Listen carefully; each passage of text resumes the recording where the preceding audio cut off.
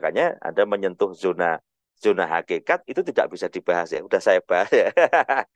Ketika kita praktekkan syariat kita selesai. Enak nanti kalau kamu memang kebagian, kamu cari guru, kamu cari pembimbing misalnya kan, misalnya pengen sadar nafas kan banyak sekali tuh yang mengajarkan meditasi.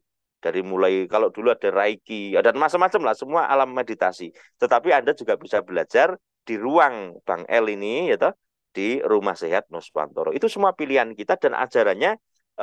Kalau saya sering mengatakan seperti ini, beda suara sama rasa. Ya, beda suara sama rasa. Karena intinya adalah satu. Seperti itu, abangku. Oke. Beda suara sama rasa ya. Sama rasa. Hmm. Sebentar, perlu diperjelas, Oke, Gus. Gimana ini ini, maksudnya? ini, abang. Sering, sering sekali saya bahas ini. eh Bang Aksan mengatakan, ini merah, Gus. Loh, saya mengatakan, oh enggak, red, it's red. Wow, Bang L tidak terima. Oh ini abang, Gus, karena dia orang Jawa misalnya. Ini abang. Loh, ini kan kita berdebatkan lagi, debat lagi, keras lagi. Padahal yang kita sama adalah, ini intinya sama, red itu ya merah, merah itu ya red, dan red itu adalah abang. Ini loh abang. Jadi Oke. istilahnya Heeh. seperti itu. Hanya beda Padahal istilah ya. Sebenarnya substansinya sama ya, Gus ya. Esensinya sama beda ya. suara tapi sama rasa. Hmm. Mm-mm. Beda suara sama inti. Itu Kayak sebenarnya gitu. akan bisa menjadi kata kunci untuk kebinekaan dan kebersatuan ya. Nah, iya dong. Itu Karena kan kuncinya di situ. ada yang menyebut meditation yang kulitnya putih itu, Wah, Gus, ya kan? Lalu ada betul. juga yang menyebut sadar napas, itu yang rambutnya putih itu, Gus, temennya Gus Ah, itu. iya, iya, siap, siap. Ada juga yang menyebut ning, semedi, Semedi, bertapa, tapa. tahanut, Tahanut itu uzlah, orang Muslim. ya, Uzlah, betul. bahasa Arab kan. Mm-mm. Padahal ternyata intinya sama ya, Gus ya. Satu, ingat, Mm-mm. Ingat ya. sadar. Sadar, ingat, Ingat itu yaitu. tujuannya kemana, Gus? Tujuannya apa? Kenapa kita harus ingat? Memang biar apa? Dalam bahasa mudanya kan seperti itu. Untuk apa Jadi kita gini, lakukan? gini. Kalau di dalam perspektif Islam, banyak pertanyaan, Gus, saya itu pengen tenang. Saya ini pengen bahagia. Saya ini pengen damai gitu. Saya cuma mengatakan kalau kamu apa namanya pengen mendapatkan kebahagiaan, ketenangan, maka perintahnya cuma satu. Ala bidzikrillahi tatmainul qulub. Tatmainul qulub bidzikrillah. Jadi kita ini apa diperintahkan untuk apa saudaraku? Untuk ingat kepada Allah, untuk ingat kepada Tuhan kita. Dan tidak ada cara yang lain kecuali itu. Gitu. Nah, gitu loh abangku. Jadi Ya, istilahnya oke. ala bidiklai tatmainul qulub. Gitu. Ketika kamu pengen mendapatkan ketenangan jiwa, maka berzikirlah kepada Allah titik. Dengan cara apapun. Dengan Hmm, cara, ya tadi, dengan cara masing-masing. Tapi intinya adalah sadar nafas, meditasi, zikir. Intinya sama. Bagaimana kita bisa menyebut Tuhan kita. Sebut-sebutlah terus siapa yang kamu cintai. Maka hati kamu akan tenang. Itu secara yang bisa dijelaskan semacam itu, abangku. oke. Itulah yang lebih substantif ya. Karena Ya, zikir kan kadang-kadang hanya diterjemahkan sebagai satu aktivitas mulut menyebut asma Allah gitu kan. oke, Kadang juga harus betul. dengan tasbih gitu kan. Nah, padahal ternyata substansinya bukan itu, tetapi yang substansinya adalah ingatnya itu, tapi bukan dari untayan kata-kata yang diucapkan ya.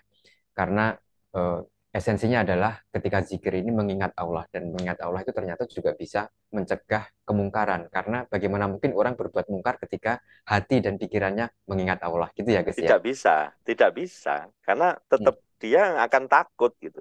Ya, Makanya gini abangku, dengan adanya sadar nafas, itu akan menambah keimanan kita kepada Tuhan. Makanya salah satu atau tiga syarat bagaimana kita bisa menjadi orang-orang yang dikatakan beriman kepada Tuhan, yang beriman kepada Allah, yang pertama adalah kita harus memiliki rasa cinta, mahabbah. Ini loh, dasar kita untuk nafas sadar itu kan kita mahabbah. Tidak mungkin ketika orang cinta tapi tidak pernah menyebut namanya. Ini cinta. Dia akan memprioritaskan apa yang dicintainya. Akan disebut-sebut, akan disayang-sayang. Ini dasar utama keimanan. Yang kedua adalah takut. Ya tadi loh. Ketika orang sedang ingat, sedang beriman kepada Allah, sedang klik kepada Allah, maka dia akan otomatis dia merasa takut. Kalau di sadar nafas, memang pernah diajarkan sama Bang El, ayolah kita maksiat saja, ayolah kita mencuri. Tidak ada. Di sadar nafas manapun itu semua yang dimasukkan adalah energi positif alam ke dalam diri kita. Gitu loh. Nah, jadi ini akan takut. Wah, ini bahkan mensugesti jelek kepada orang lain. Bahkan nggak ada aturan yang tidak jangan mendoakan orang lain jelek gitu.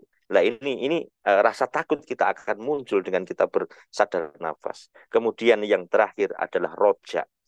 Roja ini adalah pengharapan kepada Tuhan, pengharapan kepada Allah Subhanahu wa taala. Jadi ketika engkau sering bermeditasi, engkau sering zikir, engkau sering sadar nafas, maka yang engkau mintai tolong, yang engkau harapkan pertolongannya hanyalah Allah Subhanahu wa taala. Ini loh Kang, 3 syarat keimanan kita. Hmm. Apapun agamamu, ini cinta, takut, dan pengharapan hanya kepada Allah Subhanahu wa taala, hanya kepada Tuhan yang Maha Kuasa. Itu ya ini dirangkai di dalam nafas sadar itu kalau di dalam komunitas ini kan nafas sadar atau meditasi itu. Wallahu a'lam bishawab Kang Masku. Ya, oke. Nah, selanjutnya nih ke sedikit ya. Em, kita kan juga eh, dalam beragama ini kan ada semangat untuk mengikuti jejak Rasul ya, karena itu merupakan sunnah gitu kan. Dan Siap. apa yang dilakukan Rasul itu sudah Hmm. pasti benar karena petunjuk Allah gitu. Termasuk Iya, masa iya. persiapan Rasulullah sebelum menerima wahyu kenabian gitu. Nah, apa Gus yang bisa dicontoh dari itu yang ada kaitannya tadi itu dengan jalan untuk mencapai pencerahan? Jadi kalau apa yang bisa diteladani dari Rasulullah, semua bisa diteladani, Kang Masku. Karena apa? Di dalam ajaran Islam itu Tuhan memberikan satu warisan yang besar itu dikatakan Al-Quran sebagai dasar dan As-Sunnah adalah sebagai contoh dari Al-Quran itu. Ya siapa ya Rasulullah Shallallahu Alaihi Wasallam. Makanya ketika kita sudah berbicara tentang Rasulullah, maka kauliyahnya apa perkataannya adalah menjadi hadis kauliyah. Tindakannya Rasulullah ini menjadi hadis fi'liyah. Bahkan harapannya Rasulullah menjadi hadis takririyah. Maka apapun yang dilakukan oleh Rasulullah, dalam tanda kutip ya, dalam artian yang sangat luas, itu bisa ditiru oleh semua manusia. Kecuali yang bersifat khusus. Misalnya nih, yang sering dibahas, masalah istri. Itu kan khusus tuh. Dan yang lain-lain, termasuk ya seperti ini. Kalau berhubungan dengan sadar nafas, memang ilmunya Rasulullah itu tadi ada 3 tadi, ada yang boleh disampaikan ya berarti syariat, oke. Ada yang tidak bisa disampaikan berarti memang rahasianya Rasulullah, dan ada yang tidak memang tidak bisa, tidak boleh dan tidak bisa. Itu hanyalah orang-orang yang harus tetap bisa mendengarkan dari Rasulullah melalui jalan tertentu, jalan khusus. Siapa Mhm. itu? Ya al ulama warasatul anbiya, dari orang-orang yang khususkan oleh Allah. Jadi intinya ya tetap bisa dipelajari, tetapi tidak bersifat umum seperti itu, abangku. Jadi Hmm. ada fasenya Ya, seperti itu. oke. Nah, kalau Oke. di apa namanya di Jawa ya Gus ya, di dalam ajaran, bukan ajaran Jawa Oke. tetapi yang banyak beredar di dalam kawruh dalam ilmu Jawa gitu, bahwa seseorang yang ingin mencapai pencerahan jiwa atau kesadaran spiritual yang tinggi itu harus melalui jalan tirakat ya. Kalau dalam bahasa Arab itu kan torekot ya, Hmm. tarekat gitu. Nah, apakah Oke. itu sebenarnya Gus yang tadi Gus sikit eh, apa istilahkan sebagai rahasia tadi itu? Nah, oke. Jadi gini, tirakat itu kan bahasa Jawa, tirakat. Dari bahasa torikot itu kan artinya jalan. Jalan itu untuk apa? Mencapai ke Untuk satu laku. tempat tujuan ya. Iya, untuk laku. Untuk Hmm. berjalan. Berjalan harus dengan layak. Disitulah yang namanya Wong Jawa ngarani tirakat. Bertirakatlah kamu. Dengan cara apa? Ya kalau misalnya kita mengambil satu adalah jenis tirakat.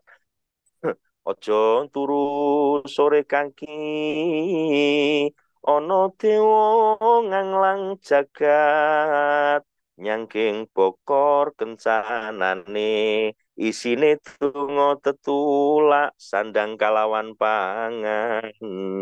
Ya iku bagianipun wong melek sabar narimo. Lah ini salah satu contoh ketika orang Jawa ini memberikan satu pembelajaran kepada kita dengan lagu. Jadi jangan ojo turu sore kaki, janganlah kamu mudah tidur sore.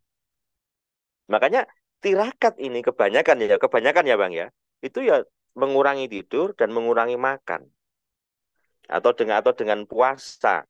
Makanya bahasanya adalah ojo turu sore kaki, intinya apa namanya janganlah engkau mudah tidur sore karena di situ ada malaikat. Nek dewo ini kan bahasa istilahnya dewo nganglang jagat yang dia sedang berkeliling di dunia ini nyangking bokor kencana dia membawa sebuah keberkahan isinya dongo tetula. Apa itu dongo tetula itu ya aku mau pemagaran keselamatan sandang kalawan pangan dan juga bagaimana kita bisa ya inilah bahasa hidup dan menghidupi seperti itu ya. Urip sing iso nguripi, bermanfaat dan pangan adalah kecukupan dohir kita. Seperti itu, Abang. Lah, siapa yang berhak mendapatkan keberkahan itu? Yaitu wong melek, orang yang terjaga, wong sabar, yang dia tahan uji, narimo dia orang yang kona. Jadi tirakat ini sangat luas, saudaraku. Tetapi saya katakan bolehlah, yang saya katakan rahasia tadi salah satunya dengan itu. Maka supaya kamu selamat di dalam kehidupan kamu, maka carilah guru untuk bertirakat. Sama halnya, carilah guru, carilah komunitas yang kamu seret dengan jiwa kamu untuk belajar nafas sadar. Hampir sama, saudaraku. Wallahu Hmm, a'lam bishawab. oke. Connect banget ya. Jadi kalau Masuk. tadi eh, Gus Sigit mengatakan kita kudu melek gitu. Melek kan tentu artinya bukan begadang sembarang begadang gitu kan. Oh ya, Tetapi betul. dalam keadaan melek, melek itu kan dalam keadaan sadar. Nah, Bang El Betul. kan sering ya menyarankan kepada keluarga RSN untuk sadar napas sehari 8 jam gitu. Kalau itu bisa Hmm. dipraktekkan dari jam 9 malam sampai jam 1 pagi, 1 dini hari aja, itu kan sudah bagus tuh 4 jam ya. Nah, Heeh. mungkin melek itu yang mungkin kita perlu lebih pemahaman kita lebih ditajamkan melek yang bagaimana gitu ya. Oke. Betul, Nah, betul. sebenarnya saya merasa takjub tadi ya ketika Gus Sigit bisa menggambarkan atau mengintegrasikan Hmm. bagaimana ajaran yang Islami tadi dengan ajaran Jawa gitu kan. Dan Iya, mungkin iya. juga dengan nilai-nilai kehidupan dalam perspektif lain atau di tempat lain gitu. Nah, Betul, betul. universalitas ini bagaimana Gus Sigit memahaminya, Gus? Yang universitas yang mana tuh?